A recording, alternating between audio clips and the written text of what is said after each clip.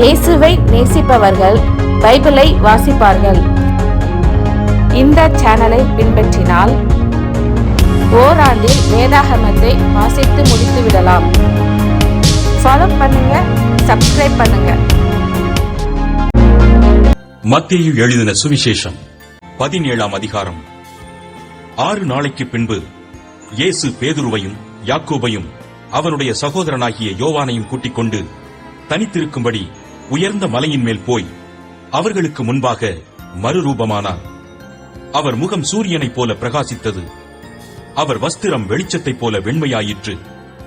அப்பொழுது மோசேயும் எலியாவும் அவரோடே பேசுகிறவர்களாக அவர்களுக்கு காணப்பட்டார்கள். அப்பொழுது பேதுரு இயேசுவை நோக்கி, ஆண்டவரே, நாம் இங்கே இருக்கிறது நல்லது.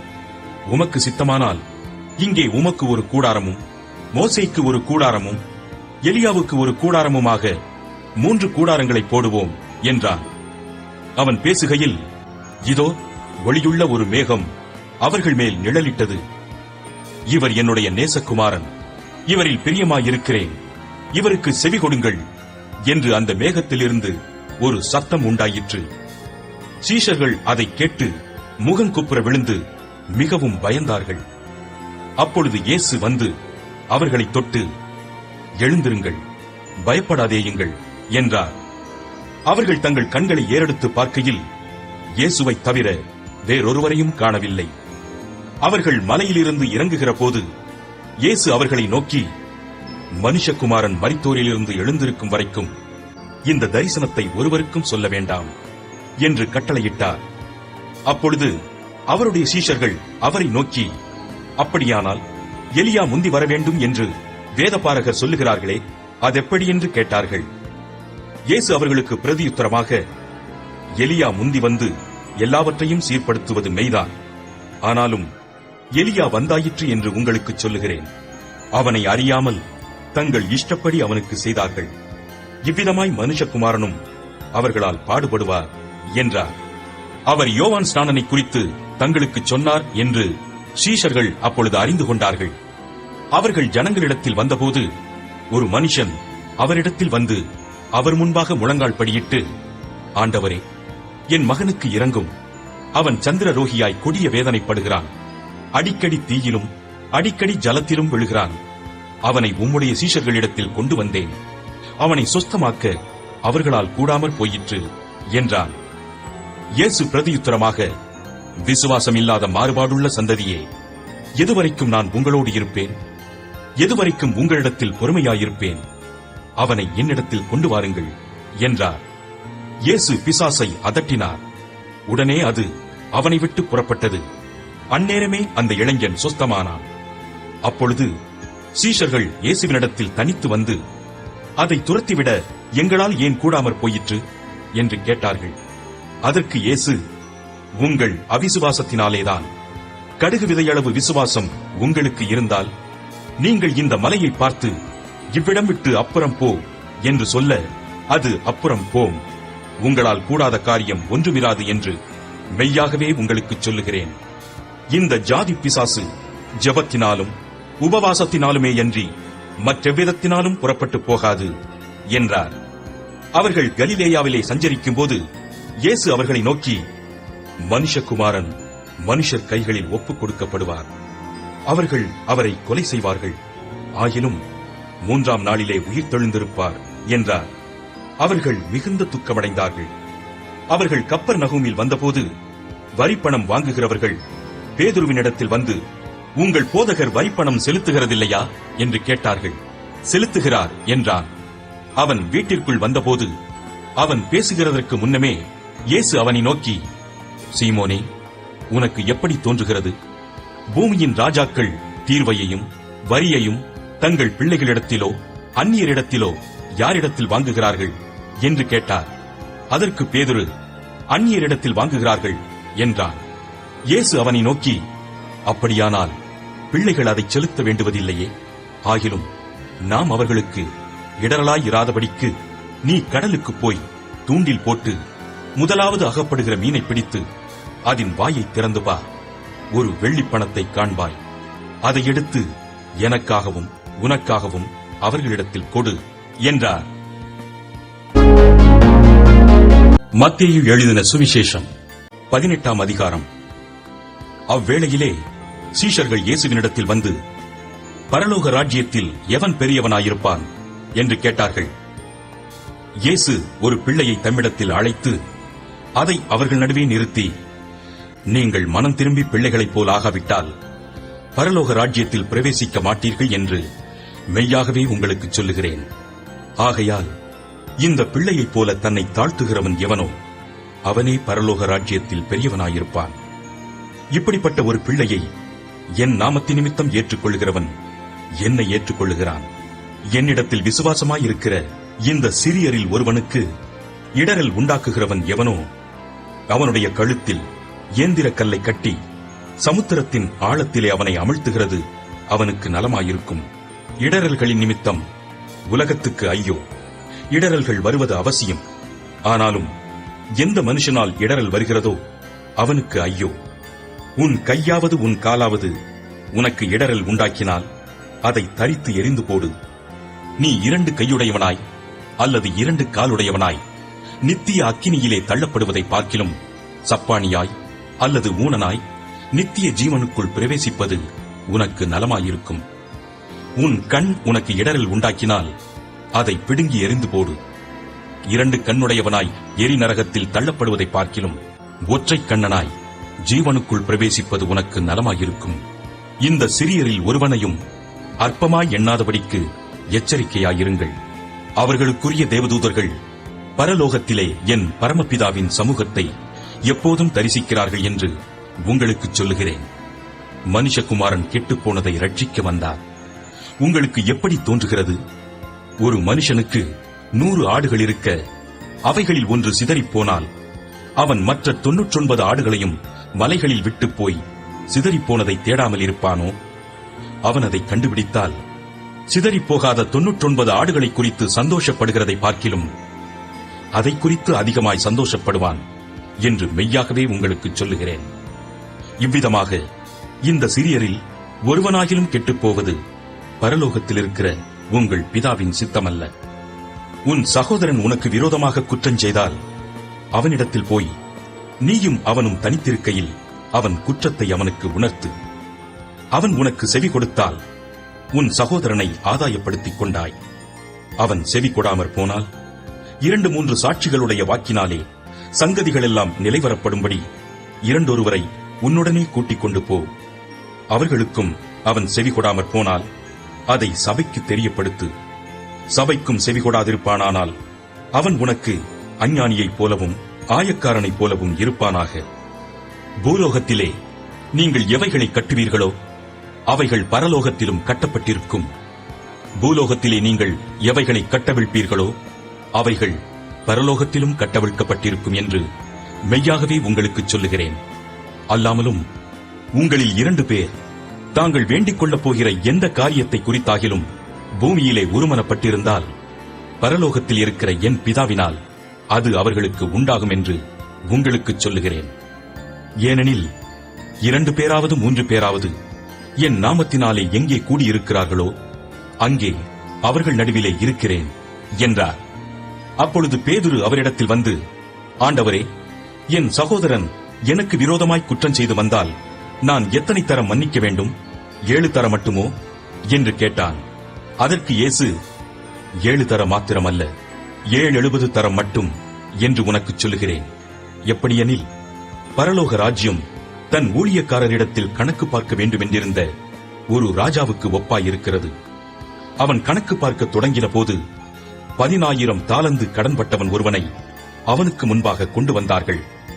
கடனை தீர்க்க அவனுக்கு நிர்வாகம் இல்லாதபடியால் அவனுடைய ஆண்டவன் அவனையும் அவன் பெண்ஜாதி பிள்ளைகளையும் அவனுக்கு உண்டான எல்லாவற்றையும் விற்று கடனை தீர்க்கும்படி கட்டளையிட்டான். அப்பொழுது அந்த ஊழியக்காரன் தாழ விழுந்து வணங்கி, ஆண்டவனே, என்னிடத்தில் பொறுமையாயிரும், எல்லாவற்றையும் உமக்கு கொடுத்து தீர்க்கிறேன் என்றான். அந்த ஊழியக்காரனுடைய ஆண்டவன் மனதிறங்கி அவனை விடுதலை பண்ணி கடனையும் அவனுக்கு மன்னித்து விட்டான். அப்படியிருக்க அந்த ஊழியக்காரன் புறப்பட்டு போகையில் தன்னிடத்தில் 100 வெள்ளிப்பணம் கடன் பட்டிருந்தவனாகிய தன் உடன் வேலைக்காரரில் ஒருவனைக் கண்டு அவனை பிடித்து தொண்டையை நெரித்து, நீ பட்ட கடனை எனக்கு கொடுத்து தீர்க்க வேண்டும் என்றான். அப்பொழுது அவனுடைய உடன் வேலைக்காரன் அவன் காலிலே விழுந்து, என்னிடத்தில் பொறுமையாயிரும், எல்லாவற்றையும் உமக்கு கொடுத்து தீர்க்கிறேன் என்று அவனை வேண்டிக் கொண்டான். அவனோ சம்மதியாமல் போய் அவன் பட்ட கடனை கொடுத்து தீர்க்கும் அளவும் அவனை காவலில் போடுவித்தான். நடந்ததை அவனுடைய உடன் வேலைக்காரர் கண்டு மிகவும் துக்கப்பட்டு ஆண்டவனிடத்தில் வந்து நடந்ததையெல்லாம் அறிவித்தார்கள். அப்பொழுது அவனுடைய ஆண்டவன் அவனை அழைப்பித்து, பொல்லாத ஊழியக்காரனே, நீ என்னை வேண்டிக் கொண்டபடியினால் அந்த கடன் முழுவதையும் உனக்கு மன்னித்து விட்டேன். நான் உனக்கு இறங்கினது போல நீயும் உன் உடன் வேலைக்காரனுக்கு இறங்க வேண்டாமோ என்று சொல்லி அவனுடைய ஆண்டவன் கோபமடைந்து அவன் பட்ட கடனையெல்லாம் தனக்கு கொடுத்து தீர்க்கும் அளவும் உபாதிக்கிறவர்களிடத்தில் அவனை ஒப்புக் கொடுத்தான். நீங்களும் அவனவன் தன் தன் சகோதரன் செய்த தப்பிதங்களை மனப்பூர்வமாய் மன்னியாமற் போனால் என் பரமபிதாவும் உங்களுக்கு இப்படியே செய்வார் என்றார். மத்தேயு எழுதின சுவிசேஷம் 19ஆம் அதிகாரம். இயேசு இந்த வசனங்களை சொல்லி முடித்த பின்பு அவர் கலிலேயாவை விட்டு யோர்தானுக்கு அக்கறையான யூதேயாவின் எல்லைகளில் வந்தார். திரளான ஜனங்கள் அவருக்கு பின் சென்றார்கள். அவ்விடத்தில் அவர்களை சொஸ்தமாக்கினார். அப்பொழுது பரிசேயர் அவரை சோதிக்க வேண்டுமென்று அவரிடத்தில் வந்து, புருஷனானவன் தன் மனைவியை எந்த முகாந்தரத்தினாலாகிலும் தள்ளிவிடுவது நியாயமா என்று கேட்டார்கள். அவர்களுக்கு அவர் பிரதியுத்தரமாக, ஆதியிலே மனுஷரை உண்டாக்கினவர் அவர்களை ஆணும் பெண்ணுமாக உண்டாக்கினார் என்பதையும், இது நிமித்தம் புருஷனானவன் தன் தகப்பனையும் தாயையும் விட்டு தன் மனைவியோடே இசைந்திருப்பான், அவர்கள் இருவரும் ஒரே மாம்சமாயிருப்பார்கள் என்று அவர் சொன்னதையும் நீங்கள் வாசிக்கவில்லையா? இப்படி இருக்கிறபடியினால் அவர்கள் இருவராயிராமல் ஒரே மாம்சமாயிருக்கிறார்கள். ஆகையால் தேவன் இணைத்ததை மனுஷன் பிரிக்காதிருக்க கடவன் என்றார். அதற்கு அவர்கள், அப்படியானால் தள்ளுதற் சீட்டை கொடுத்து அவளை தள்ளிவிடலாம் என்று மோசே ஏன் கட்டளையிட்டார் என்றார்கள். அதற்கு அவர், உங்கள் மனைவிகளை தள்ளிவிடலாம் என்று உங்கள் இருதய கடினத்தின் நிமித்தம் மோசே உங்களுக்கு இடம் கொடுத்தார். ஆதி முதலாய் அப்படி இருக்கவில்லை. ஆதலால் எவனாகிலும் தன் மனைவி வேசித்தனம் செய்தது நிமித்தமேயன்றி அவளை தள்ளிவிட்டு வேறொருத்தியை விவாகம் பண்ணினால் அவன் விபசாரம் செய்கிறவனாயிருப்பான். தள்ளிவிடப்பட்டவளை விவாகம் பண்ணுகிறவனும் விபசாரம் செய்கிறவனாயிருப்பான் என்று உங்களுக்கு சொல்லுகிறேன் என்றார். அவருடைய சீஷர்கள் அவரை நோக்கி, மனைவியை பற்றி புருஷனுடைய காரியம் இப்படி இருந்தால் விவாகம் பண்ணுகிறது நல்லதல்ல என்றார்கள். அதற்கு அவர், வரம் பெற்றவர்களே தவிர மற்றவர்கள் இந்த வசனத்தை ஏற்றுக்கொள்ள மாட்டார்கள். தாயின் வயிற்றிலிருந்து அன்னகர்களாய் பிறந்தவர்களும் உண்டு, மனுஷர்களால் அன்னகர்கள் ஆக்கப்பட்டவர்களும் உண்டு. பரலோக ராஜ்யத்தின் நிமித்தம் தங்களை அன்னகர்களாக்கிக் கொண்டவர்களும் உண்டு. இதை ஏற்றுக்கொள்ள வல்லவன் ஏற்றுக்கொள்ள கடவன் என்றார். அப்பொழுது சிறு பிள்ளைகளின் மேல் அவர் கைகளை வைத்து ஜெபம் பண்ணும்படிக்கு அவர்களை அவரிடத்தில் கொண்டு வந்தார்கள். கொண்டு வந்தவர்களை சீஷர்கள் அதட்டினார்கள். இயேசுவோ, சிறு பிள்ளைகள் என்னிடத்தில் வருகிறதற்கு இடம் கொடுங்கள், அவர்களை தடை பண்ணாதிருங்கள், பரலோக ராஜ்யம் அப்படிப்பட்டவர்களுடையது என்று சொல்லி அவர்கள் மேல் கைகளை வைத்து பின்பு அவ்விடம் விட்டு புறப்பட்டு போனார். அப்பொழுது ஒருவன் வந்து அவரை நோக்கி, நல்ல போதகரே, நித்திய ஜீவனை அடைவதற்கு நான் எந்த நன்மையை செய்ய வேண்டும் என்று கேட்டான். அதற்கு அவர், நீ என்னை நல்லவன் என்று சொல்வானேன்? தேவன் ஒருவர் தவிர நல்லவன் ஒருவனும் இல்லையே. நீ ஜீவனில் பிரவேசிக்க விரும்பினால் கற்பனைகளை கைக்கொள் என்றார். அவன் அவரை நோக்கி, எவைகளை என்று கேட்டான். அதற்கு இயேசு, கொலை செய்யாதிருப்பாயாக, விபச்சாரம் செய்யாதிருப்பாயாக, களவு செய்யாதிருப்பாயாக, பொய் சாட்சி சொல்லாதிருப்பாயாக, உன் தகப்பனையும் உன் தாயையும் கனம் பண்ணுவாயாக, உன்னிடத்தில் நீ அன்பு கூறுவது போல பிறனிடத்திலும் அன்பு கூறுவாயாக என்பவைகளையே என்றார். அந்த வாலிபன் அவரை நோக்கி, இவைகளையெல்லாம் என் சிறுவயது முதல் கைக்கொண்டிருக்கிறேன், இன்னும் என்னிடத்தில் குறைவு என்ன என்றான். அதற்கு இயேசு, நீ பூரண சர்க்குணனாயிருக்க விரும்பினால் போய் உனக்கு உண்டானவைகளை விற்று தரித்திரருக்கு கொடு, அப்பொழுது பரலோகத்தில் உனக்கு பொக்கிஷம் உண்டாயிருக்கும், பின்பு என்னை பின்பற்றி வா என்றார். அந்த வாலிபன் மிகுந்த ஆஸ்தியுள்ளவனாயிருந்தபடியால் இந்த வார்த்தையை கேட்ட பொழுது துக்கமடைந்தவனாய் போய்விட்டான். அப்பொழுது இயேசு தம்முடைய சீஷர்களை நோக்கி, ஐஸ்வர்யவான் பரலோக ராஜ்யத்தில் பிரவேசிப்பது அரிதென்று மெய்யாகவே உங்களுக்கு சொல்லுகிறேன். மேலும் ஐஸ்வர்யவான் தேவனுடைய ராஜ்யத்தில் பிரவேசிப்பதை பார்க்கிலும் ஒட்டகமானது ஊசியின் காதிலே நுழைவது எளிதாயிருக்கும் என்று உங்களுக்கு சொல்லுகிறேன் என்றார். அவருடைய சீஷர்கள் அதை கேட்டு மிகவும் ஆச்சரியப்பட்டு, அப்படியானால் யார் ரட்சிக்கப்படக்கூடும் என்றார்கள். இயேசு அவர்களை பார்த்து, மனுஷரால் இது கூடாததுதான், தேவனாலே எல்லாம் கூடும் என்றார். அப்பொழுது பேதுரு அவரை நோக்கி, இதோ நாங்கள் எல்லாவற்றையும் விட்டு உம்மை பின்பற்றினோமே, எங்களுக்கு என்ன கிடைக்கும் என்றான். அதற்கு இயேசு, மறுஜென்ம காலத்திலே மனுஷகுமாரன் தம்முடைய மகிமையுள்ள சிங்காசனத்தின் மேல் வீற்றிருக்கும் போது என்னை பின்பற்றின நீங்களும் இஸ்ரவேலின் 12 கோத்திரங்களையும் நியாயம் தீர்க்கிறவர்களாக 12 சிங்காசனங்களின் மேல் வீற்றிருப்பீர்கள் என்று மெய்யாகவே உங்களுக்கு சொல்லுகிறேன். என் நாமத்து நிமித்தம் வீட்டையாவது, சகோதரரையாவது, சகோதரிகளையாவது, தகப்பனையாவது, தாயையாவது, மனைவியையாவது, பிள்ளைகளையாவது, நிலங்களையாவது விட்டவன் எவனோ அவன் 100 அடைந்து நித்திய ஜீவனையும் சுதந்தரித்துக் கொள்ளுவான். ஆகிலும் முந்தினோர் அநேகர் பிந்தினோராயும், பிந்தினோர் அநேகர் முந்தினோராயும் இருப்பார்கள் என்றார். நீதிமொழிகள் 7ஆம் அதிகாரம். என் மகனே, நீ என் வார்த்தைகளை காத்து என் கட்டளைகளை உன்னிடத்தில் பத்திரப்படுத்து. என் கட்டளைகளையும் என் போதகத்தையும் உன் கண்மணியைப் போல் காத்துக்கொள். அப்பொழுது பிழைப்பாய். அவைகளை உன் விரல்களில் கட்டி அவைகளை உன் இருதய பலகையில் எழுதிக்கொள். இச்சக வார்த்தைகளை பேசும் அந்நிய பெண்ணாகிய பரஸ்திரீக்கு உன்னை விலக்கி காப்பதற்காக ஞானத்தை நோக்கி நீ என் சகோதரி என்றும், புத்தியை பார்த்து நீ என் இனத்தாள் என்றும் சொல்வாயாக. நான் என் வீட்டின் ஜன்னலருகே நின்று பலகணி வழியாய் பார்த்தபோது பேதையர்களாகிய வாலிபருக்குள்ளே ஒரு புத்தியீன வாலிபனை கண்டு அவனை கவனித்தேன். அவன் மாலை மயங்கும் அஸ்தமன நேரத்திலும் இரவின் இருண்ட அந்தகாரத்திலும் அவள் இருக்கும் சந்துக்கடுத்த தெருவில் சென்று அவள் வீட்டு வழியாய் நடந்து போனான். அப்பொழுது இதோ, வேசியின் ஆடை ஆபரணம் தரித்த தந்திர மனமுள்ள ஒரு ஸ்திரீ அவனுக்கு எதிர்பட்டாள். அவள் வாயாடியும் அடங்காதவளும் ஆனவள். அவள் கால்கள் வீட்டிலே தரிக்கிறதில்லை. சில வேளை வெளியில் இருப்பாள், சில வேளை வீதியில் இருப்பாள், சந்துகள் தோறும் பதிவிருப்பாள்.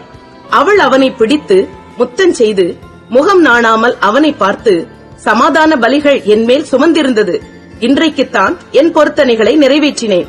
ஆதலால் நான் உன்னை சந்திக்க புறப்பட்டு உன் முகத்தை ஆவலோடு தேடினேன். இப்பொழுது உன்னை கண்டுபிடித்தேன். என் மஞ்சத்தை ரத்தின கம்பளங்களாலும் எகிப்து தேசத்து விசித்திரமான மெல்லிய வஸ்திரங்களாலும் சிங்காரித்தேன். என் படுக்கையை வெள்ளை போளத்தாலும் சந்தனத்தாலும் லவங்க பட்டையாலும் வாசனை கட்டினேன். வா, விடியற்காலம் வரைக்கும் சம்போகமாய் இருப்போம், இன்பங்களினால் பூரிப்போம். புருஷன் வீட்டிலே இல்லை, தூர பிரயாணம் போனான். பணப்பையை தன் கையிலே கொண்டு போனான். குறிக்கப்பட்ட நாளிலே வீட்டுக்கு வருவான் என்று சொல்லி தன் மிகுதியான இனிய சொற்களால் அவனை வசப்படுத்தி தன் உதடுகளின் மதுர வாக்கினால் அவனை இணங்க பண்ணினாள். உடனே அவன் அவள் பின்னே சென்றான். ஒரு மாடு அடிக்கப்படும்படி செல்வது போலும், ஒரு மூடன் விலங்கிடப்பட்டு தண்டனைக்கு போவது போலும், ஒரு குருவி தன் பிராணனை வாங்கும் கண்ணியை அறியாமல் அதில் விழ தீவிரிக்கிறது போலும் அவளுக்கு பின்னே போனான். அம்பு அவன் ஈரலை பிளந்தது. ஆதலால் பிள்ளைகளே, எனக்கு செவி கொடுங்கள், என் வாயின் வார்த்தைகளை கவனியுங்கள். உன் இருதயம் அவள் வழியிலே சாய வேண்டாம், அவள் பாதையிலே மயங்கித் திரியாதே. அவள் அநேகரை காயப்படுத்தி விழப்பண்ணினாள், பலவான்கள் அநேகரை கொலை செய்தாள். அவள் வீடு பாதாளத்திற்கு போம் வழி, அது மரண அறைகளுக்கு கொண்டு போய்விடும்.